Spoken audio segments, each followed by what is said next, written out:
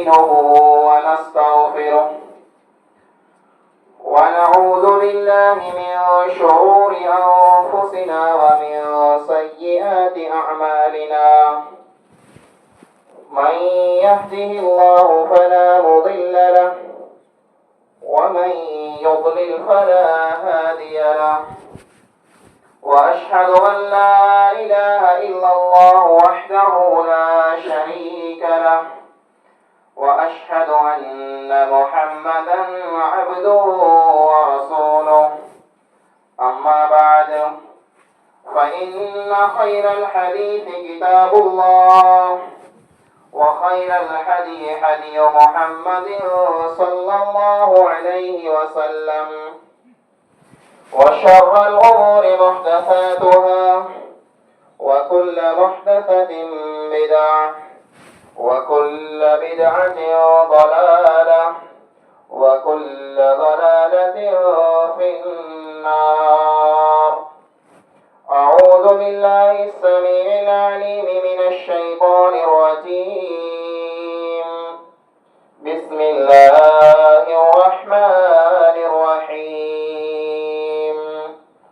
قاف والقرآن المجيد بل عجبوا أن جاءهم منذر منهم فقال الكافرون هذا شيء عجيب أإذا متنا وكنا ترابا ذلك رجع بعيد قد علمنا ما تنقص الأرض منهم وعندنا كتاب حفيظ بل كذبوا بالحق لما جاءهم فهم في أمر مريج أفلم ينظروا إلى السماء فوقهم كيف بنيناها وزيناها وما لها من فروج والأرض مددناها وألقينا فيها رواسي وأنبتنا فيها من كل زوج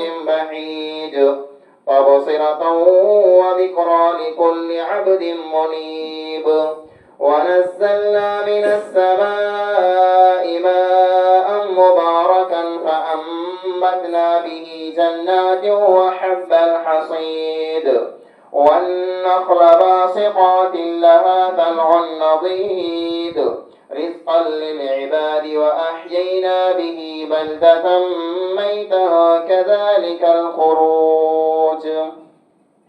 وقال الله تعالى في كلامه المجيد ولنبلونكم بشيء من الخوف والجوع ونقص من الأموال والأنفس والثمرات وبشر الصابرين.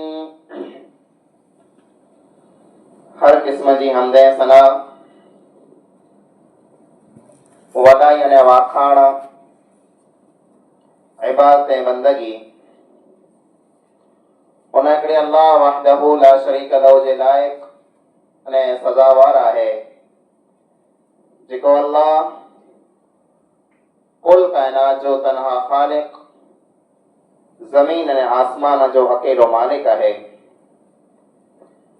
अल्लाह रब्बुल आलमीन जी मुख़्तसर हमद खां बाद बेशुमार लातादाद दुरूद ऐं सलाम नाज़िल किए उमूमन तमाम अंबिया अलैहिमुस्सलातु वस्सलाम मते ख़ुसूसन पंहिंजे आख़िरी नबी जनाब मुहम्मद मुस्तफ़ा अहमद मुश्तबा सल्लल्लाहु अलैहि वसल्लम मते अल्लाहुम्मा सल्लि व बारिक व सल्लिम अलैहि। हाज़िरीन जुमा, बुजुर्गो, नौजवान साथियों, माइक के जरिए सुनने वालियों इस्लामी माओ ने भेणों, अजना जुमे के अंदर खुतबे जो उन्वान है आजमाइश मथे सब्र।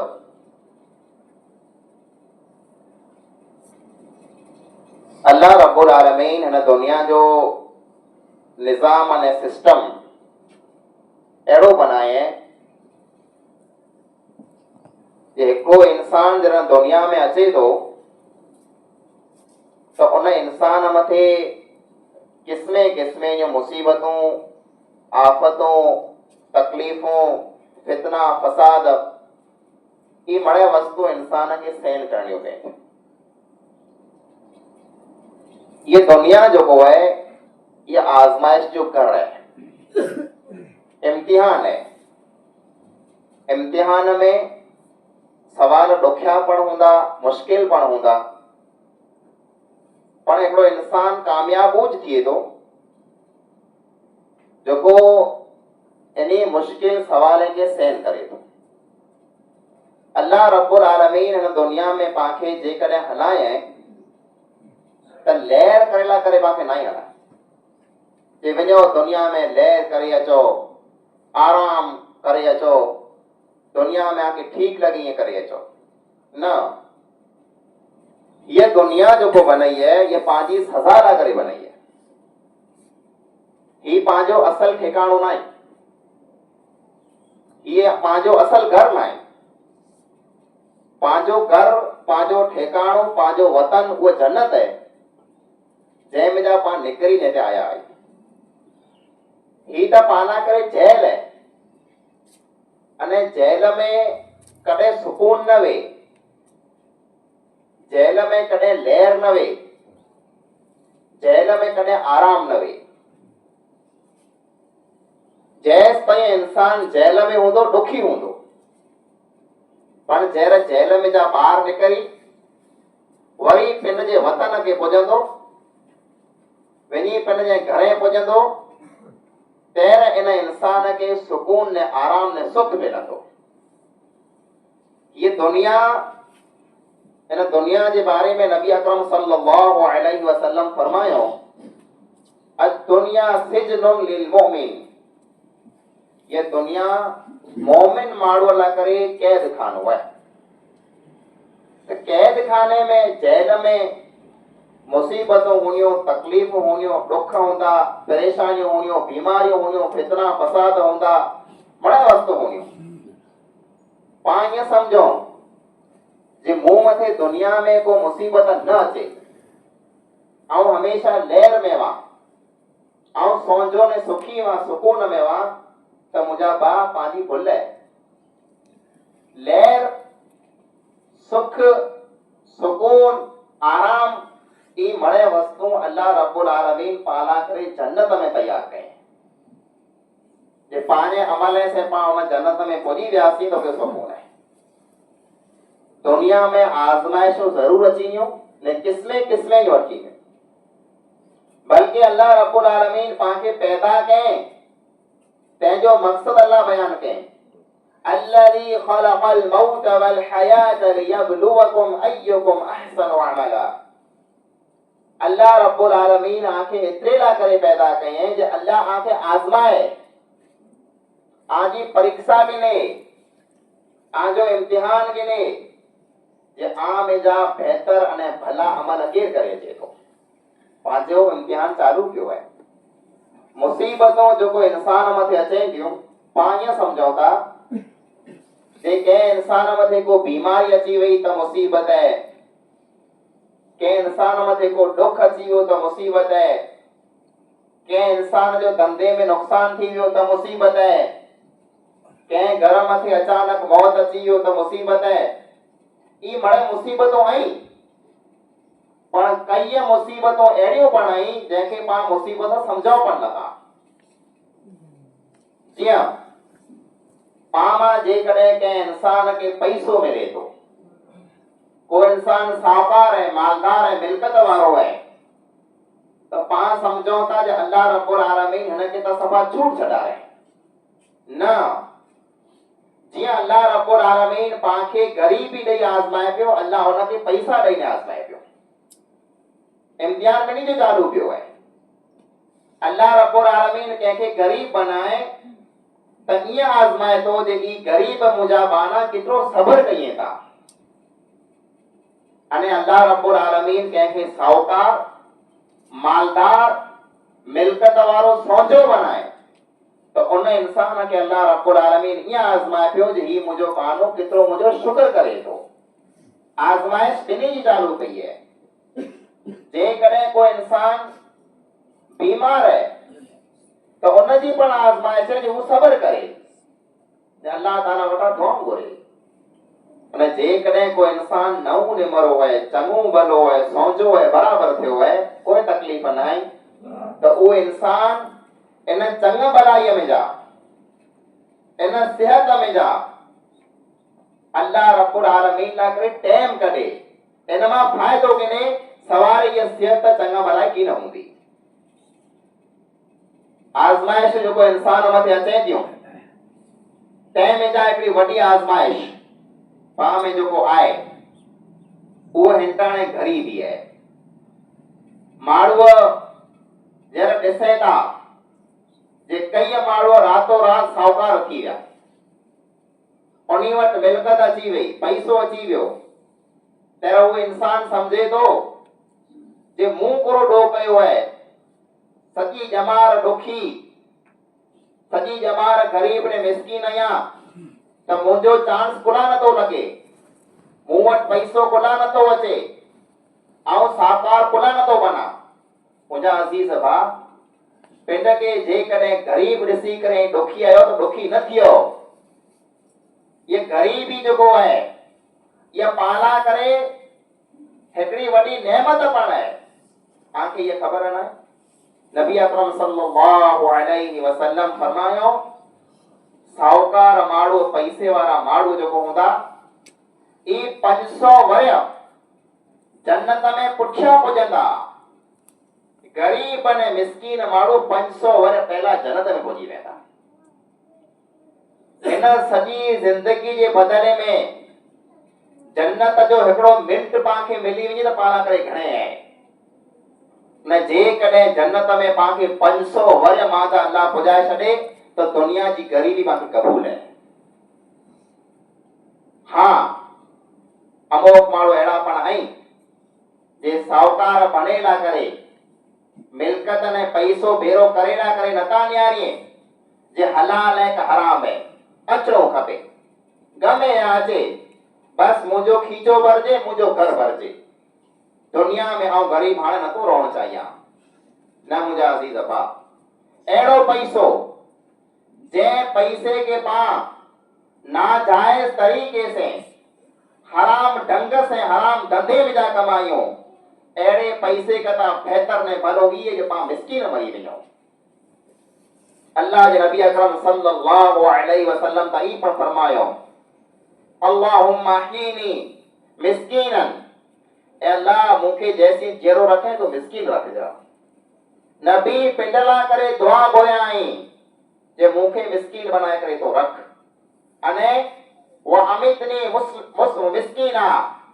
ए अल्लाह मुंह मथे मौत हलाइए तेरा पर मिस्कीन जे हालत में हलाए वहशरनी यौमल क़यामति मअल मसाकीन ए अल्लाह क़यामत जो डी तो मुखे मिस्कीन में रोथिया वडी खुशखबरी है उना माड़ो ना करे जै वट पैसो नाई मिल्कत नाई ने ऊ पिंड के मामूली समझे तो तू पिंड के मामूली न समझ तो वट पैसो भले नाई तो वट दौलत भले नाई तू साहूकार भले नहीं है पण क़यामत जो डी तोजी सफ में नबी अकरम सल्लल्लाहु अलैहि वसल्लम पण हुंदा तो नबी जी जमात में रहोने अने जे कदे के इंसान के नबी जो साथ मिली वजे तो इन कथा वधारे खुशी जी गाल दई को पड़ना मुझा अजीज भाईरो पा पैसे ला करे जो को झूमू कयूं था जे मुके हेतरा मिली वने मुके होतरा मिली वने इन झूम जे बारे में इन भुख जे बारे में इन लालच जे बारे में नबी अकरम सल्लल्लाहु अलैहि वसल्लम गुरु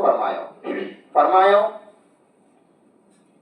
लौ कान लिब्न आदम वादियान मिन माल लब्तवा सालिसा जे कने हिकड़े इंसान के अल्लाह रब्बुल आलमीन ब डूंगर जा सोन जा ब डूंगर ॾेई ॾींदा ताला केतिरो सोन क़ीमती है सोन त मामूली पांखे मिली वञे त घणे थी पए थो हिकड़े इंसान के अल्लाह रब्बुल आलमीन सोन जा ब डूंगर भरल सजा ॾेई ॾे केतिरी मिल्कत हूंदी केतिरो पैसो हूंदो केतिरो वॾो साहूकार हूंदो जंहिं वटि ब डूंगर सोन जा हुए पण फरमायो इन इंसान जो तय पण द्रोह की न थींदो कोड़ चवंदो लब दावा सालिसा अञा टियों कण मिली वञे त खासो थी।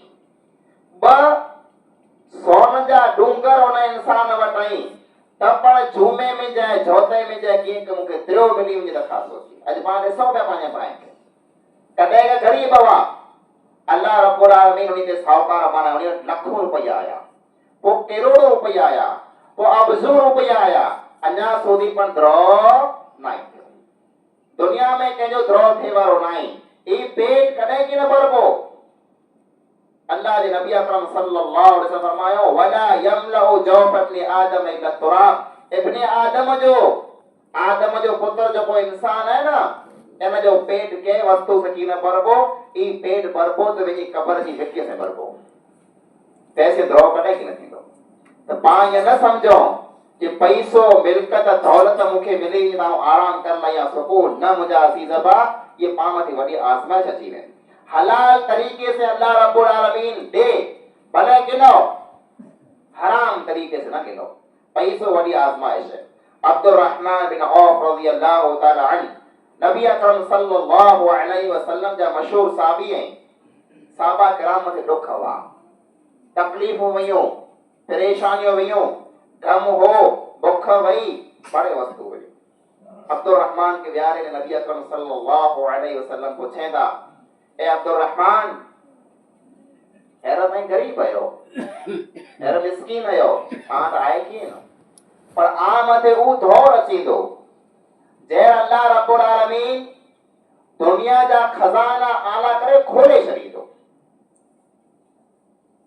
ऐं रूम के फतह कंदा ऐं फारस के फतह कंदा। मणे मुल्क जे हथ में अची वेंदा न। पैसो आठ वधी वेंदो तेरा ई गुरो कंदा।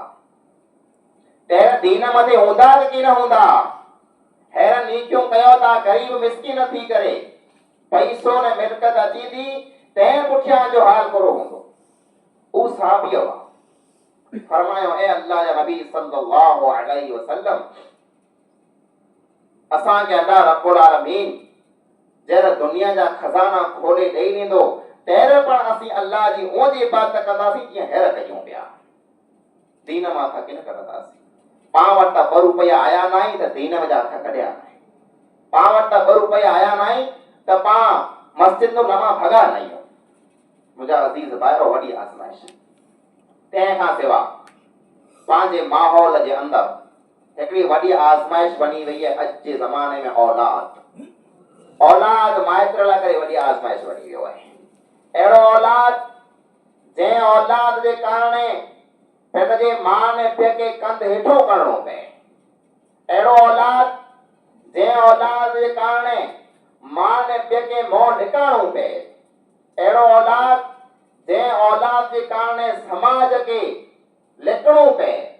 अहिड़ो औलाद जंहिंजे कारण कौम कबीलो कुटुंब ने पाड़ो बदनाम थींदो हुए। ये औलाद पर वॾी आज़माइश है। अॼु पंहिंजे दौर में पंहिंजे माहौल ने मुआशरे में माइत्र अहिड़ा कई माइत्र आहिनि जेको औलाद जा सूर खणी न मरी विया आहिनि। अहिड़ा कई माइत्र पण आहिनि जेको औलाद जे कारण घुटजे पिया। उन्हीं में साह बाक़ी है पण जिंदगी बाक़ी नहीं। औलाद उन्हीं के रंझाणे, औलाद उन्हीं के तकलीफ ॾिने, औलाद उन्हीं के सताए, औलाद उन्हीं के दुख ॾिने, औलाद उन्हीं लाइ करे फितरो बनी वियो आहे। अहिड़ो औलाद जेको माइत्र लाइ करे फितनो बनी वञे, अहिड़ो औलाद जेको माइत्र लाइ करे मुसीबत बनी वञे, अहिड़ो औलाद जेको माइत्र लाइ करे आज़माइश बनी वञे, अहिड़ो औलाद न विधको थियो आहे जेको माइत्र खे गतरू वारींदो हुए। कई अहिड़ा माइत्र बेचारा दुनिया में लॾे विया, दुनिया में वेंदा रहिया कोई जे कारण औलाद जे कारण। उन्हीं के औलाद जे कारण ॻोठ छॾणो पियो, पाड़ो छॾणो पियो, समाज खे छॾणो पियो। उला औलाद जा करतूत अहिड़ा हुआ। अल्लाह रब्बुल आलमीन फरमाए इन्नमा अमवालुकुम व औलादुकुम फितना। आजो माल ने आजो पैसो वाला करे फितनो है। ये आजो औलाद वाला करे फितनो है। औलाद जेके जेकॾहिं संभालिया न, औलाद के जेकॾहिं समझाया न, औलाद के जेकॾहिं नंढड़े हूंदे कंट्रोल न कया त वॾो ई औलाद आला करे मुसीबत बनी वेंदो। अने पंहिंजो औलाद पाना करे मुसीबत बनी वियो है। पांजो औलाद पांजो नौजवान माइतरा करे बदनामी जो जरियो बनी वियो है। अरे कई त औलाद अहिड़ा पाणई जेको माइतरे जी कबर खे पण लॻाइनि पिया। माइत्र नेक हुआ, अल्लाह वारा हुआ, ख़ासा भला हुआ, माण्हुनि खे वणंदा हुआ, माण्हू उन्ही खे वाखाण कंदा हुआ, माण्हू उन्ही जी ॻाल्हि सुणंदा हुआ। पर औलाद पुठियां अहिड़ो नाकाम थियो, औलाद पुठियां अहिड़ो ख़राब थियो जे माइत्र जे नाले खे बदनाम कराए। क्यानो चोरी करे अचे पियो, क्यानो ज़िना करे अचे पियो, क्यानो चीटिंग करे अचे पियो, कंहिंसे विड़ी अचे पियो, किथे कुलफत करे अचे पियो, किथे का कुटड़बो करे अचे पियो, ते पंहिंजो पुत्र है ते हुनजो पुत्र है। उहो वीचारो पंहिंजो नेक हो, भलो ने खासो माण्हू हो, पर माइत्र बदनाम थी पियो, मरी वियो है, कबर में भुरजी वियो है। औलाद उन माइत्र खे बदनाम कराए पियो। अहिड़ो औलाद जेको माइत्र खे बदनाम कंदो हुए, अहिड़ो औलाद जेको माइत्र खे रंझाणींदो हुए, उन औलाद खे सुणणो खपे, उन औलाद खे समझणो खपे कि जंहिं इंसान पंहिंजे माइत्र खे सतायो, जंहिं इंसान पंहिंजे माइत्र खे रुआरियो ऐं बदनाम कयो, ई इंसान कॾहिं बि अल्लाह रब्बुल आलमीन खे राज़ी कीन करे सघंदो। नबी अकरम सल्लल्लाहु अलैहि वसल्लम फरमायो, रिज़ा रब्बी फी रिज़ल वालिदैन।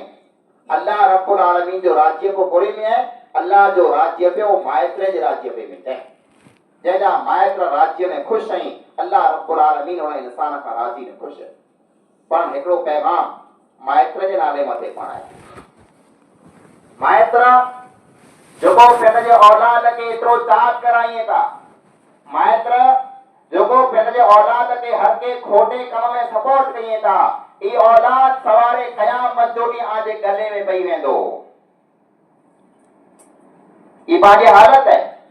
ॿिए जो पुत्र चोरी करे अचे त पंहिंजो चोरी करे आयो छॾजाइण न के। ॿिए जो पुत्र ज़िना ने बदकारी करे अचे, पंहिंजो ज़ानी ऐं बदकारी खपे न पांखे। ॿिए जो पुत्र चीटिंग करे अचे, चीटर माण्हू पांखे खपे न। पण जरा ईज कम पंहिंजो पुत्र करे अचे, चोरी करे आयो पंहिंजो पुत्र, ज़िना ने बदकारी करे आयो पंहिंजो पुत्र, अने चीटिंग करे आयो पंहिंजो पुत्र, खून करे आयो पंहिंजो पुत्र, उन पुत्र खे बचाए लाइ करे पाण तयार वेठा आहियूं। मुंहिंजे पुत्र खे कीअं न चवंदा। ई पुत्र जेको चोरी करे आयो हुए, इन चोरी जे केस मां हिनखे छॾाए लाइ करे माइत्र लख रुपया भरे थो। ए पुत्र जेको ज़िना ने बदकारी करे आयो हुए, इन पुत्र के केस में जेल में बचाए लाइ करे माइत्र लखों रुपया ख़र्चा कई था। ई पुत्र जेको कंहिंजो नाहक खून करे आयो हुए, इन पुत्र के बचाए लाइ करे माइत्र करोड़ रुपया ख़र्चा करे तो जेल में ॿाहिरि कढाए थो। ई औलाद आज़माइश है, ये औलाद इम्तिहान है। ई पिंड दोज़ख में वेंदो ने माइत्र के पण भेरो दोज़ख में खणी वेंदो। अल्लाह रब्बुल आलमीन तॾहिं फरमायो है, या अय्युहल्लज़ीना आमनू ला तुल्हिकुम अमवालुकुम वला औलादुकुम अन ज़िक्रिल्लाह। ए ईमान वारा, आजो माल, आजी मिल्कत, आजो पैसो अने आजो औलाद आखे अल्लाह ताला खां गाफिल न करे छॾे। पाके करे छॾे। पाण अल्लाह नो गाफिल आहियूं, अल्लाह नो लमा आहियूं, मस्जिद खां भॻा आहियूं, दीन खां दूर आहियूं। तंहिंजो कारण कहिड़ो आहे? चे माल वेचा मूंखे वार नाहे, चे खेत्र वेचा मूंखे वार नाहे, चे औलाद वेचा मूंखे वार नाहे। तो वटि टाइम है, खेत्र लाइ करे तो वटि 24 कलाक टाइम है, धंधे लाइ करे तो वटि 24 कलाक टाइम है, अने औलाद लाइ करे तो वटि 24 कलाक टाइम है। तो वटि टाइम नाहे त अल्लाह जे घर लाइ करे नाहे। ई औलाद, ई खेत्र, ई माल ने मिल्कत, ई पैसो, ई मड़े तौला करे आज़माइश में फितना बनी विया। पाके अल्लाह रब्बुल आलमीन आज़माईंदो। पर जंहिं इंसान मथे आज़माइश अचे, इम्तिहान अचे, उन इंसान के मिणी के पहिरीं सब्र कयो खपे। अल्लाह ताला फरमाए, वलनबलुवन्नकुम बिशैइन मिनल खौफि वलजूइ वनक़सिम मिनल अमवालि वल अनफुसि वस्समरात वबश्शिरिस साबिरीन। ए इंसानो, असीं आंखे जरूर आज़माईंदासीं। कोड़े में आज़माईंदासीं, आजी जान में कॾहिं का मथे बीमारियूं अची वियूं, कॾहिं का मथे मुसीबतूं अची वञूं, कॾहिं का मथे तकलीफ़ूं अची वञूं, अल्लाह ताला जी आज़माइश है। ऐं पाण में कई माण्हू अहिड़ा पढ़े, नमाज़ पढ़े पिया, नेक आहिनि, मस्जिद मां ॿाहिरि निकिरे न, उन्ही मथे जेकॾहिं को मुसीबत अची वई, को बीमारी अची वई, को तकलीफ़ अची वई, दुख अची वियो, त कुर चए थो ज़बान में जा ॿिया माण्हू मड़े बेनमाज़ी बेदीन लहर कई पिया फिरे पिया, अने मड़े मुसीबत मूं मथे, आउं त नमाज़ पढ़ां पियो, आउं त दीनदार नेक आहियां, तंहिं हूंदे बीमारी मूं मथे, तंहिं हूंदे दुख मूं मथे, मूं अल्लाह जो कोन बिठायो आहे, आउं नेक नमाज़ी तंहिं हूंदे मूं मथे दुख कोन अचे था।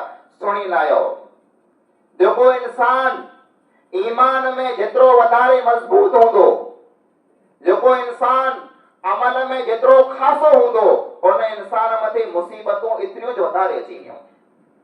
साहबा किराम नबी अकरम सल्लल्लाहु अलैहि वसल्लम के सवाल कयो हो, ए अल्लाह जा नबी सल्लल्लाहु अलैहि वसल्लम, दुनिया में मिणी कता वधारे मुसीबतूं कंहिं मथे आ वयूं? त फरमायो अशद्दुन नास इब्तिलाअन अल अंबिया, दुनिया में मिणी कता वधारे मुसीबतूं नबी मथे आ वयूं। नबी नेक न हुआ, नबी अल्लाह जा बाना न हुआ, नबी अल्लाह जा बाना हुआ, नबी नेक हुआ, तंहिं हूंदे पण अल्लाह रब्बुल आलमीन उन्ही मथे आज़माइशूं हलाए। अय्यूब अलैहिस्सलाम जे बारे में नाई सो, अय्यूब अलैहिस्सलाम की बीमारी लगी, अहिड़ो न उन जो वरे बिस्तरे मथे हुआ, पण ज़बान में जा कॾहिं पण राव अल्लाह की न हुजे, मुंहिंजा रब हेॾी बीमारी मूं ते तो खुला हटाए। छेले बागा जा दुआ घुरिया कर चो अल्लाह मूं ते मुसीबत आवई है, व अंत अरहमुर राहिमीन, अने तो रहम कंदड़ आहीं मुंहिंजा रब, बस एतिरो चो, ॿियो कीअं न चो, मूं ते रहम कर, मूंखे बीमारीअ मां ॿाहिरि कढ, अल्लाह खे ईअं पण न चओ, अल्लाह आउं बीमार आहियां न, तूं अरहमुर राहिमीन आहीं, अल्लाह बीमारी लाए छॾे, मुसीबतूं अचनि थियूं, अने नेक पाणे मथे वधारे अचे थियूं, कुला एतिरे लाइ करे जे मुंहिंजा अज़ीज़ भाइरो, पा मथे को मुसीबत आ वई, को बीमारी ने तकलीफ आ वई, ये कॾहिं ज़ाए की न रहे, बल्कि मोमिन पाने के जेकॾहिं पग में कंडो लगे थो न, कंडो, अल्लाह रब्बुल आलमीन इन जे कारणे पण गुनाह माफ़ करे थो। मथो ॾुखे थो न मथो, त पण गुनाह माफ़ थिए था, इंसान मथे टेंशन व्याधि आवे, गुनाह माफ़ थिए था। अने हिकिड़ी हदीस में अल्लाह जे नबी अकरम सल्लल्लाहु अलैहि वसल्लम ई पण फरमायो जे अल्लाह ताला कंहिं इंसान जी तक़दीर में जन्नत लिखी छॾे थो, ही इंसान जन्नती है, अल्लाह मादे लिखी छॾे जन्नती है, पोइ ही इंसान जन्नत वारा अमल नथो करे, जन्नत वारा अमल नथो करे, पोइ इन इंसान खे जन्नत में पुॼाइणो कीअं? अमल त करे नथो, लिखियो पियो आहे जन्नती, जन्नत में पुॼंदो कीअं? इन इंसान मथे अल्लाह मुसीबतूं हलाए, दुख हलाए थो, तकलीफ़ हलाए थो, एतिरियूं मुसीबतूं, एतिरा दुख, एतिरियूं तकलीफ़ूं जे गुनाह मड़े ईअं किरी वञे था जीअं वण मथां बन किरी वञे। न पोइ जब ही इंसान अल्लाह ताला से मुलाकात करे थो त हिन जे बदन मथे हिकिड़ो पण गुनाह नथो थिए। अने कॾहिं अहिड़ो थी थो जेके नेक बाने मथे मुसीबत अचे थी, अल्लाह रब्बुल आलमीन उन नेक बाने के उनजी कंहिं भुल जी, कंहिं ग़लती जी, कंहिं गुनाह जी सज़ा दुनिया में ॾे थो, जे मुंहिंजो बानो दुनिया में जा आजो थी ने मूं वटि अचे, उते डायरेक्ट जन्नत में तयार पई आहिनि इंसान लाइ करे। तो मुंहिंजा अज़ीज़ भाइयो, इन्ही मुसीबत मथे बेसबरा न थियो, पंहिंजे औलाद जी मुसीबत वे तंहिं भले, पंहिंजे पैसे जी मुसीबत वे तंहिं भले, को बीमारी वे तंहिं भले, को दुख ने टेंशन वे तंहिं भले, दुनिया में किस्में किस्में जी मुसीबतूं पयूं आहिनि, पाण मथे अचे मिणे कदा पहिरीं पाण खे सब्र करणो आहे। हिकिड़ी औरत अल्लाह जे नबी अकरम सल्लल्लाहु अलैहि वसल्लम वटि अचे थी, या रसूल अल्लाह सल्लल्लाहु अलैहि वसल्लम, मूंखे हिकिड़ी बीमारी है, मिर्गी जी बीमारी, थोड़ी जी बीमारी मिर्गी, मूंखे चक्कर अचे था, मिर्गी हले थी त आउं बेहोश थी पट ते किरी पवां थी। ए अल्लाह जे नबी सल्लल्लाहु अलैहि वसल्लम आई मोरा करे दुआ करो कि अल्लाह रब्बुल आलमीन इन बीमारी मां मूंखे शिफ़ा ॾे। त फरमायो है माई, जेकॾहिं तूं चाहीं थी जे आउं तौला करे दुआ घुरां जे अल्लाह ताला तोखे शिफ़ा ॾे, त आउं तौला करे दुआ घुरां थो, अल्लाह ताला तोखे शिफ़ा ॾेई ॾींदो, पण जे कदे तू सबर कई इन बीमारी मथे अल्लाह रब्बुल आलमीन तोखे जन्नत दींदो।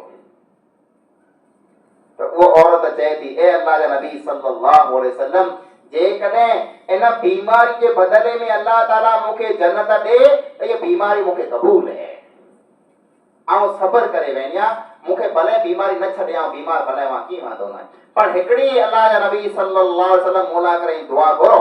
वो दुआ ये करो जे आऊं जरा बेहोश थी ने किरी पाती त आऊं बेपर्दा थी वञा थी मुझो पर्दो लई वञे तो एतरे आई दुआ करो अल्लाह ताला वटा जे आऊं जरा बेहोश थी किरी पा त मुझो पर्दो लौणो न खपे आऊं पर्दे में जवा। अल्लाहु अकबर कुर्बान वञो उनी औरत मथा जेको बेहोश थी बीमार थी ने किरी कोनियो वयो त पण व्या त ये होती वे मुझो पर्दो न लौणो खपे। आज औरत शुद्ध वारी समझ वारी चंगी भली मळे पण पर्दे जो नारो निशान पर ना ये पांच हालत है। तो इंसान बीमारी मथे सबर करे अल्लाह रब्बुल आलमीन एड़े इंसान ला करे जन्नत तैयार करे। दुनिया अज सवारे खत्म थी वेदी दुख देसी तकलीफ देसी दुनिया में कई माड़ो आया ने हल्या आया साबा किराम हुआ नबी ने पैगंबर हुआ केड़ा माड़ो दुनिया में आया दुखिया दुखिया दुखिया पर अल्लाह रब्बुल आलमीन उन्हें के उते सुखिया रखे तो इंसान ता आए ही अल्लाह फरमाए या अय्युहल इंसानु इन्नका कादिहुन इला रब्बिका कदहन फमुलाकी। ए इंसान तू वो इंसान है दुनिया में दुख दिसी तकलीफों सहन करे मेहनतों करे मजूरियों करे सच्ची जिंदगी तो कटी वने तो अने पो वनी तो जे रब से तो मुलाकात कई तो दुनिया आए ये मुझे अजीज भाइयों पैसे पुठिया हबश न होनी खपे जे हराम तरीके से यहाँ कमाए लाया हुआ कमाए लाया ना पहले नंबर मते हलाल कमायो पर थोड़को कमायो अल्लाह रब्बुल आलमीन में पाके जरूर बरकत दींदो ने पा मिस्कीन थी मरी जासी गरीब थी मरी जासी पाला करे बेहतर है इन गाल का जे पा हराम तरीके से पैसो कमाई ना हराम में कटे हाथ न विजो हलाल से कमायो गरीबी आजमाइश आए पर कयामत जोड़ी इनी साहूकार का पैसे वाले का 500 वाले पहला जन्नत में पहुंची वेता अने औलाद जेको पाना करे मुसीबत बनी वियो है इन औलाद में रसो विजो इन औलाद के कंट्रोल कयो इन औलाद जी पढ़ न खणो इन औलाद के सपोर्ट न कयो इन औलाद मेरा बेट बदी न उबियो जेकॾहिं पांजो पुत्र है पांजो भाई खोटो कम करे तो इनके सजा मिलनी खपे। जेकॾहिं पांजो पुत्र है चोरी करे आयो जिना ने बदकारी करे आयो कंहिंजो खून करे आयो कंहिं मथे जुल्म करे आयो जेल में पूरजी वियो बाहर न कढायो इनके भले पूरो पियो इनके अखी अचे अज को पाण चोरी वधई है जिना वधियो है बदकारी वधई है कोला वधई है एतरेला करे जो उनके खबर थई है सवारे जेकॾहिं मूं मथे को हमलो थियो मूं मथे मुसीबत आई त मुंहिंजा माइत्र मूं भेरा पेट बदी उभा हूंदा।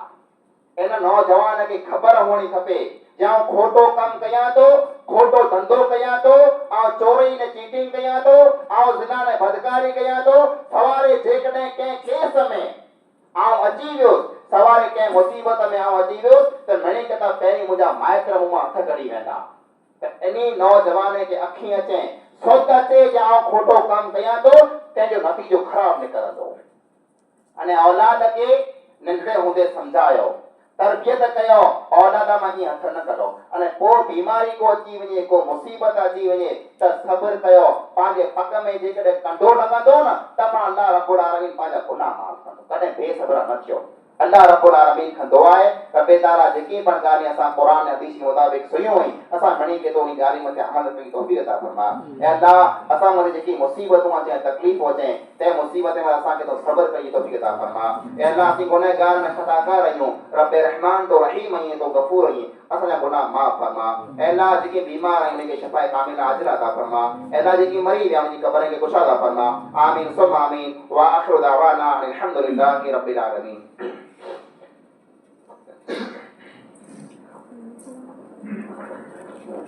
إن الحمد لله نحمده ونستعينه ونستغفره ونعوذ بالله من شرور أنفسنا ومن سيئات أعمالنا من يهده الله فلا مضل له ومن يضلل فلا هادي له وأشهد أن لا إله إلا الله وحده لا شريك له وأشهد أن محمدا عبده ورسوله أما بعد أعوذ بالله من الشيطان الرجيم بسم الله الرحمن الرحيم إن الله وملائكته يصلون على النبي يا أيها الذين آمنوا صلوا عليه وسلموا تسليما اللهم صل على محمد وعلى آل محمد كما صليت على إبراهيم وعلى آل إبراهيم إنك حميد مجيد اللهم بارك على محمد وعلى آل محمد كما باركت على إبراهيم وعلى آل إبراهيم إنك حميد